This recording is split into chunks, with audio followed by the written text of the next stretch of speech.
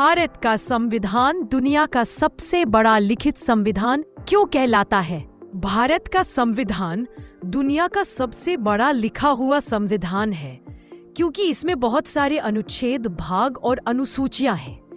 इसमें हमारे देश के हर छोटे बड़े नियम लिखे गए हैं ताकि सब लोग मिलकर अच्छे से देश चला सके।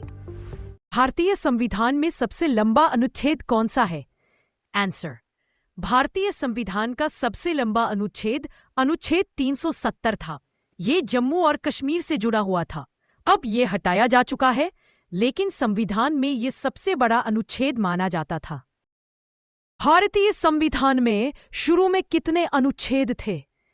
आंसर, भारत के संविधान में शुरू में 395 अनुच्छेद थे, आर्टिकल्स, जो 22 भागों, पार्ट्स और 8 अनुछूटियों, शेड्यूल में बांटे गए थे।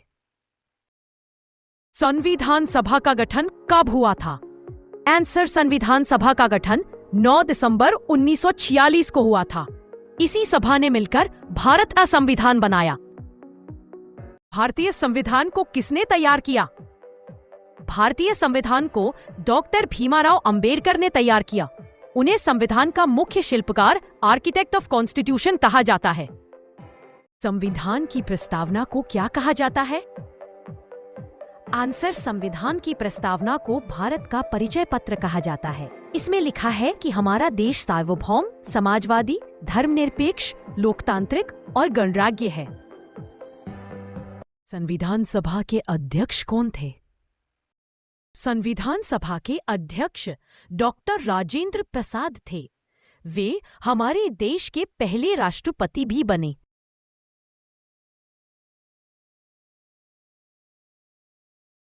भारत का संविधान कब लागू हुआ?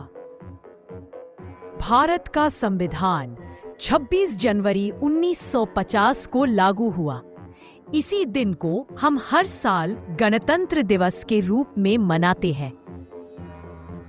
संविधान को किस भाषा में लिखा गया था?